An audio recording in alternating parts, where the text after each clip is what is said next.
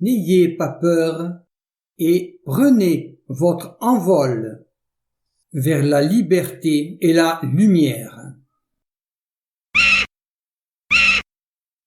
Bonjour à toutes et à tous. Vidocq salue tous les humains libérés des conditionnements, ceux qui vont au bout de leurs recherches. Un philosophe a dit, il y a ceux qui savent, ceux qui sont susceptibles de savoir en menant leur combat, et ceux représentant le reste. Que cela plaise ou non, c'est un fait, et l'histoire de l'humanité le prouve. Comme l'a dit ce même philosophe, l'être humain ne bouge pas tant que rien ne l'y oblige, d'où l'incurable égoïsme et les visées à court terme. Laissons donc les moujons et moutruches à leur délire et à leur enfermement. Car, à l'ère de l'information, l'ignorance est un choix. Allons jusqu'au bout de nos recherches. Mais avant d'entamer ce post-it, l'introduction habituelle s'impose. Ami, entends-tu le vol noir des corbeaux sur nos plaines? Ami, entends-tu les cris sourds du pays qu'on enchaîne? Entretien entre Laurent Braillard et Xavier Et Moreau. aujourd'hui, nous recevons Laurent Braillard. Là, pour parler d'un sujet extrêmement dur, extrêmement triste. Et je n'aime pas, moi, personnellement, en parler parce que on tombe facilement dans le pathos. Et j'aime bien qu'on reste rationnel sur ces thèmes, mais je pense qu'à l'heure actuelle, on n'a pas le choix. Ce sujet, c'est la torture. Puisque vous avez, en 2015, été le témoin, enfin en tout cas vous avez pu entendre le témoignage de personnes qui se sont faites torturer dans les prisons ukro-nazis, les prisons kieviennes. Donc vous avez amassé une documentation extrêmement importante qui j'espère servira d'ailleurs dans ce petit Nuremberg qui aura lieu a priori, c'est déjà en train de se mettre en place au niveau du Parlement russe, le parquet russe travaille là-dessus pour juger tous les crimes qui ont été commis, non seulement dans la période récente qui a démarré depuis le mois de février, mais également depuis 8 ans, puisqu'en fait ça fait 8 ans que Kiev torture ses propres citoyens. Ouais. C'est une police qui surveille les habitants et qui, sans procès, les arrête et qui possède des bâtiments où est pratiquée la torture, peut enlever n'importe qui à n'importe quel moment. La première, c'est Natacha. Et Natacha, elle relevait les compteurs à gaz, si j'ai bien compris. Oui, alors c'est en fait la dernière que j'ai interviewée, je crois, en avril 2016. Cette femme, en fait, elle a une petite mobilette, elle travaille pour l'équivalent d'EDF-GDF dans le Donbass. Ils l'ont arrêtée, ils ont décidé qu'elle était espionne. Et cette dame avait à peu près mon âge. Donc c'est ça qui m'a beaucoup marqué, puisqu'elle a mon âge. Et quand je l'ai vue, quand elle est venue dans mon bureau, je lui ai donné 65 ans. Alors moi, j'en avais 44 à ce moment-là. Et quand elle m'a dit son âge, je ne l'ai pas cru. Parce qu'elle a passé... Alors c'est celle qui a passé le moins de jours dans la prison en question. C'est une prison secrète qui se retrouvait à Kramatorsk, un état-major du Pravi Sector. Donc pour nos auditeurs, Kramatorsk, c'est au moment où on tourne cette vidéo, c'est là que va se dérouler la grande offensive de l'armée russe justement pour libérer Kramatorsk et Slaviansk. C'est une des dernières grandes villes tenues. 150 000 habitants. Voilà. Donc elle a été emmenée c'était une usine qui a été transformée en prison. Ils ont décidé qu'elle était espionne, elle a été donc torturée. Alors torturée, on parle ici de tortures qui sont égales à celles que la Gestapo a infligées aux résistants français ou à d'autres dans l'Europe de la Seconde Guerre mondiale. Donc ils lui ont arraché les ongles, cassé les dents, et battu, et ils lui ont aussi injecté des produits dans le corps. Jusqu'à présent, elle ne savait pas trop quoi, mais elle a passé 20 jours non nourrie, battue. Ensuite, elle a été trimballée dans cette prison avec d'autres personnes. Dans cette prison, c'est le témoignage le plus dur que j'ai entendu, enfin déjà parce que c'était une femme. Et puis que ça pouvait être ma femme, elle avait à peu près mon âge.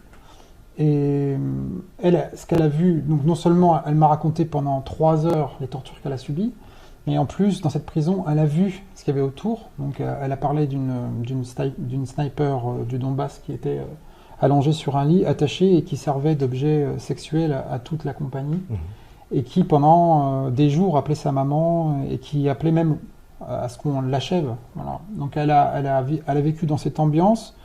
Elle a été dans des cellules où il y avait des traces de sang au mur, il y avait des exécutions. Elle a aussi entendu des exécutions. Ils ont fait semblant de l'exécuter, elle et d'autres, à de nombreuses reprises, dans des mascarades où on les aligne au mur, on charge les armes et ils croient que ça leur est venu. Hein. Alors quand vous avez des traces de cervelle et de sang au mur, vous pouvez penser que votre heure effectivement est arrivée. Pour les briser psychologiquement. Donc ça a duré 20 jours. Donc on imagine comme le temps est très long, sans être quasiment nourri, hein, et sans prendre de douche ni rien du tout. Alors vous imaginez quand on vous a arraché les ongles, quand vous n'avez plus de dents. Et puis elle a eu une chance incroyable, c'est qu'il y a eu un échange qui a été fait, et donc elle a été échangée. Par contre, elle n'a pas été elle-même souillée. Pour une simple et bonne raison, je m'excuse de ce que je vais dire, mais elle n'était pas belle. Et était même plutôt vilaine, excusez-moi du terme, mais ça lui a sans doute sauvé la vie et sauvé des derniers outrages. Mais, bon. Mais elle n'avait rien fait, elle n'était pas une résistante, elle n'était pas... Non. C'est ça. Elle était juste là au mauvais moment. Et russe. Elle n'était pas résistante, mais le cas suivant dont on va parler, oui. Oleg, donc de Mariupol, lui était résistant et s'est fait attraper. Qu'est-ce qui s'est passé avec lui? Alors lui, c'est le premier que j'ai rencontré. Donc on est, de mémoire, on est en septembre 2015. Donc je viens à peine d'arriver. Et lui, j'ai eu du mal à l'interviewer parce que il a passé 14 mois dans une prison secrète à Zaporozhye. Donc il est arrêté. En présence de sa femme. Sa femme le raconte. Je vais pas tout raconter. Je vais essayer d'aller plus vite. Enfin, en gros, il est arrêté par 5 hommes qui sont du SBU. Il y a un officier et les 5 hommes qui sont venus l'arrêter, il y en a 4 qui ne parlent pas l'ukrainien et qui ne parlent que l'anglais. Donc les mercenaires étrangers, c'est pas une nouveauté de la situation actuelle? Non. Et là, on est en 2014. Donc c'est quoi? Il parle polonais, balte, il a pu identifier Il parlait anglais. Anglais. Donc la seule information de sûr que j'ai, il parlait anglais. Il ne parlait que l'anglais. Et les tortures se sont déroulées au début sous le commandement de ces gens-là. Ils le torturaient eux-mêmes. Et en fait, ils étaient cagoulés, hein, donc il n'a pas vu leur vie. Donc moi, je laisse les gens se faire leur opinion, mais moi j'ai aussi mon opinion, mais du moins, on ne va pas... Les faits. Voilà. Restons sur les faits. Exactement. Mais en tout cas, ces hommes existent, l'ont torturé, ne parlent pas l'ukrainien, sont déguisés avec des uniformes du SBU ukrainien, et ils n'ont rien à faire là, ça c'est clair, et sont des spécialistes de la torture, voilà ce qu'on peut dire. La torture, c'est un peu toujours les mêmes. Alors il y a la baignoire, l'entonnoir, ça c'est un grand classique gestapiste, aussi attaché et hissé par un anneau au plafond, les mains et les bras dans le dos, et battu, alors jamais à la tête, toujours les côtes, les membres, avec des câbles électriques ou des tubes, ce genre de choses, et battu parfois pendant des heures, et les empêcher de dormir. Et ensuite des prisons où les conditions étaient extrêmement dures, c'est-à-dire très peu de nourriture, 14 ou 15 dans une pièce qui est... il y en a lui me raconte que certaines des personnes qui étaient là sont devenues folles, on devient fou, parce qu'on ne sait pas si on va survivre, et certains ont disparu. Un autre résistant, d'ailleurs, avait appris par cœur le nom de tous les gars qu'il rencontrait pour pouvoir témoigner après s'ils survivaient. Ah oui. D'ailleurs, j'ai une liste à la maison. Lui, il m'en a écrit 30 de mémoire. 30 ou 35, je ne m'en rappelle plus. Donc voilà, lui, finalement, sera échangé. Et quand je le vois, je suis obligé de le filmer. Alors, ils ont une frayeur totale de la caméra. Il a trop peur d'être pris. Donc, je suis allé 3-4 fois. Il tremblait comme une feuille. C'est sa femme qui finissait au début les phrases. Donc, la première fois que je l'ai rencontré, il revivait ses tortures complètement. Il ne pouvait plus. Il se retrouvait dans sa prison et dans ses tortures. Donc, 2 ou 3 fois, je suis retourné.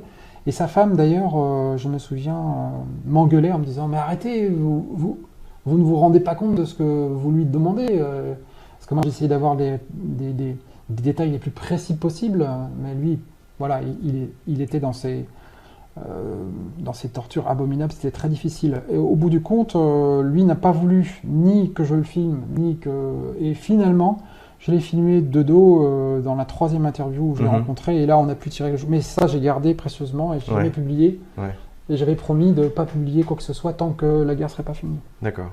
pour lui. J'avais oublié de dire que Oleg a fait des relevés des fosses communes de ce massacre. Parce qu'il a bien fallu qu'il fasse quelque chose des corps.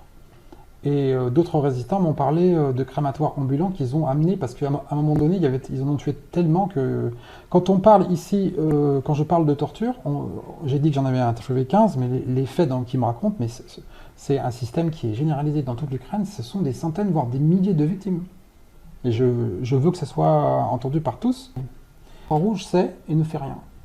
Donc ça, c'était le pire à entendre. Parce qu'ils n'ont pas entendu 15 prisonniers comme moi, parce qu'ils en ont échangé beaucoup plus. Moi, j'en ai approché qu'une quinzaine, mais eux, ils en ont approché plusieurs centaines. Alors, je ne vous raconte pas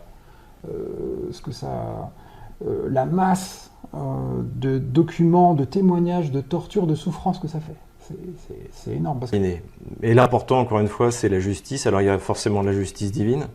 Tous les gens qui ont fait ça sont punis, mais il y a aussi la justice humaine qui est importante, et notamment pour les victimes. Et puis, tôt ou tard, pour montrer à la face du monde contre quoi se bat l'armée russe et les armées des républiques populaires de Donetsk et de Lugansk. Et donc, nous appelons de nos voeux ce tribunal qui va se mettre en place, qui est en train de se mettre en place. Le projet de loi est en discussion à la Douma, d'après ce que j'ai vu. Le parquet russe travaille. Lorsque j'ai rencontré Mme Nikonorova, donc ministre des Affaires étrangères de la République populaire de Donetsk, elle m'a montré les dossiers qui sont en préparation, qui seront utilisés. Et justice sera faite. Justice sera faite, il faut y croire. Et vous serez prêt à témoigner. Oui, en plus, j'étais allé pour ça, moi. Si j'ai fait ça, c'est pas parce que ça me faisait plaisir de le faire, mais parce que c'était mon devoir en tant que chrétien, père de famille, français, homme, ami de la Russie, ami du genre humain. Et il était évident que je fasse ce travail pour qu'un jour ça soit utilisé contre les criminels. Et parmi tous les gens que vous avez interviewés, vous pensez que certains auront le courage de venir témoigner malgré la souffrance que ça leur causera? Quand la victoire s'est acquise, oui. Oui. Donc il faut d'abord gagner la guerre. Oui.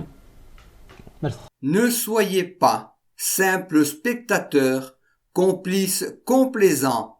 Faites circuler. Est-il nécessaire de le dire?